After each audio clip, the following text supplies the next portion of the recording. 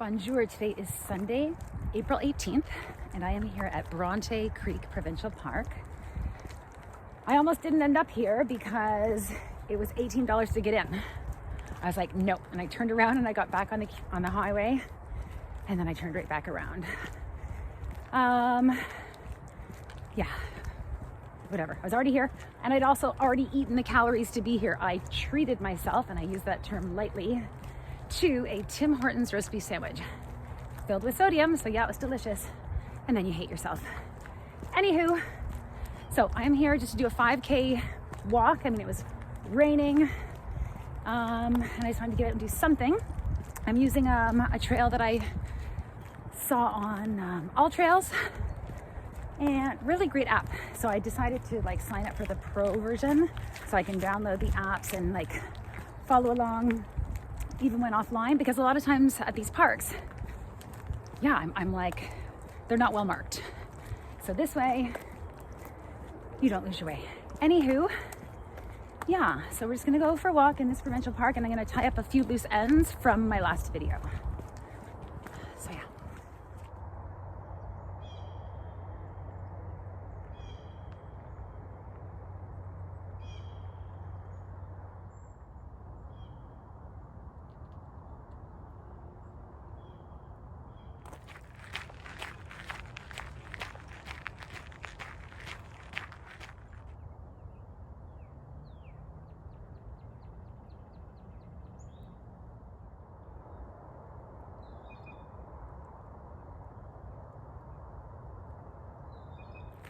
So the great thing about coming out here when it's pouring rain, it's stopped now, obviously, is that there's nobody here.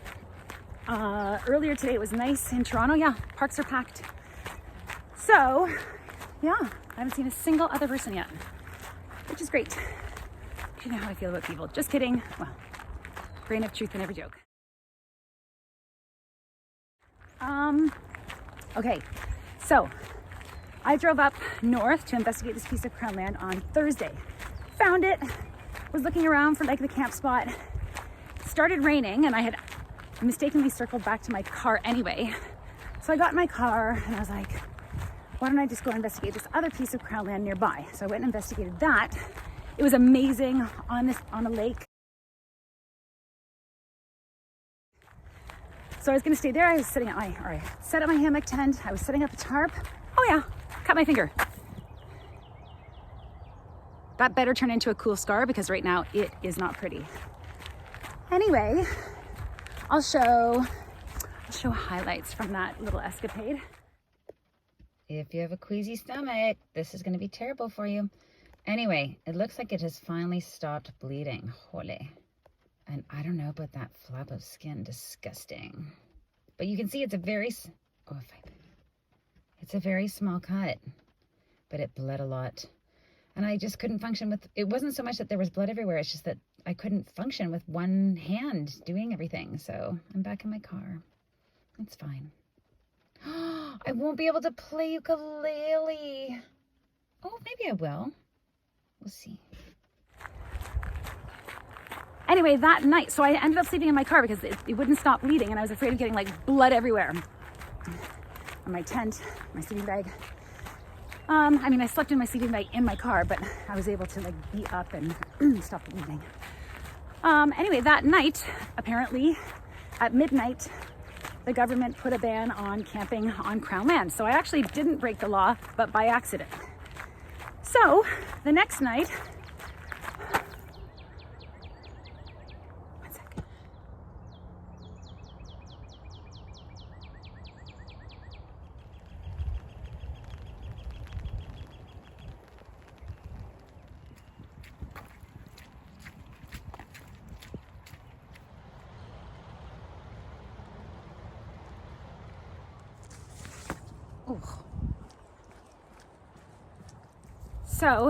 So now we're Friday. I find out about the ban on crownland camping.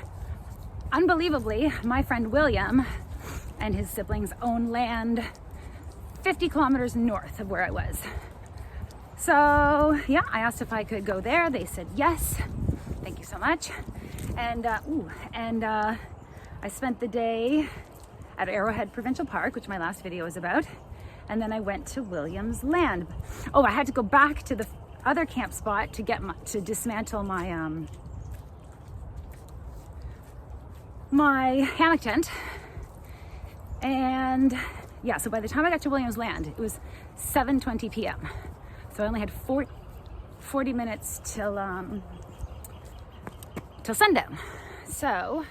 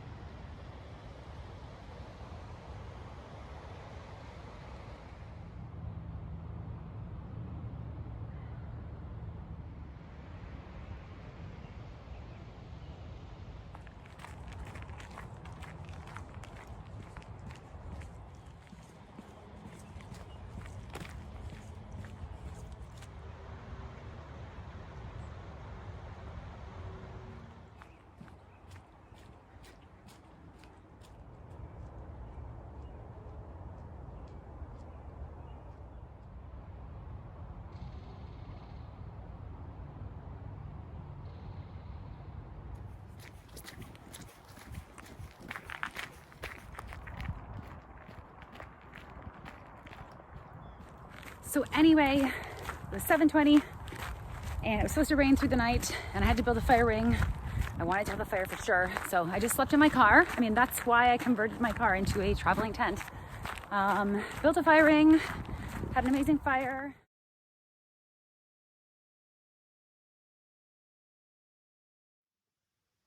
All right, presto magic, a fire ring. Slowly but surely we're getting there.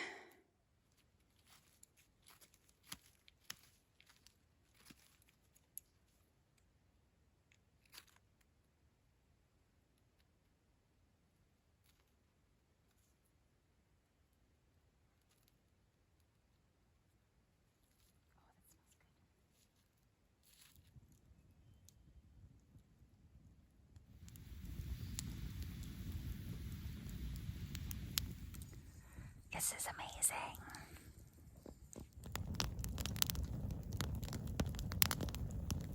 Drank a bottle of wine and yeah, had a nice night. Sun's out.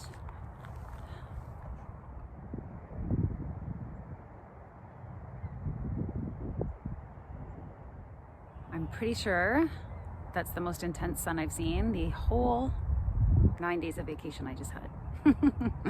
Anyway, better late than never. And like I said, like walking in the rain, driving in the rain, it's all amazing.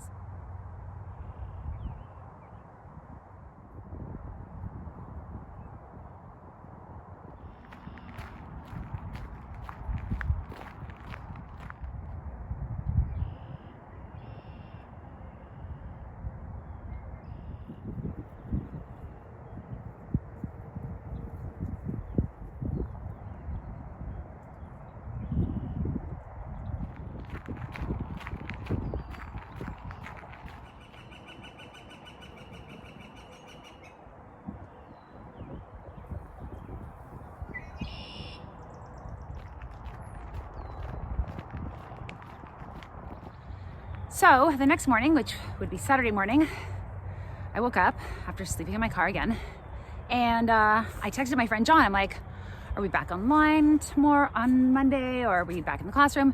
And he was like, we're back online and all these new measures have come into play and it's $750 fine if you're like caught outside of your city or neighborhood or whatever. And I was like, oh my God. So I started freaking out and I drove all the way home to Toronto early. And yeah, so I'm staying, you know, keeping it close to home, which, as I said in other videos, there's tons to do, you know, in the GTA. So yeah, lucky us.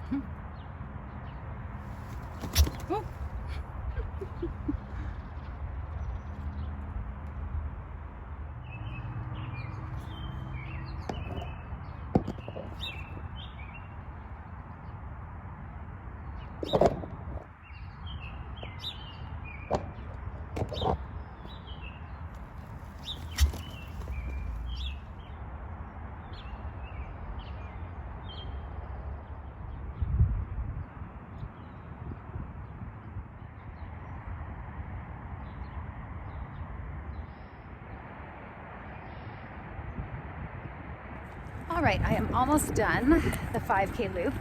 It's funny because I've been to this park many times, always on a bicycle. I used to have a mountain bike, a Sturley Instigator. It was the coolest thing. And on my other bike. This is my first time coming here on foot. Oh, it's my first time coming in a car, that's for sure. That's why I was so shocked with the $18. Anywho, I've spent more money on lesser things, that's for sure. Anywho, but I don't think I've ever been on this side. Like, none of that seemed familiar. I'm pretty sure. So I'm gonna drive to another parking lot and maybe do another walk.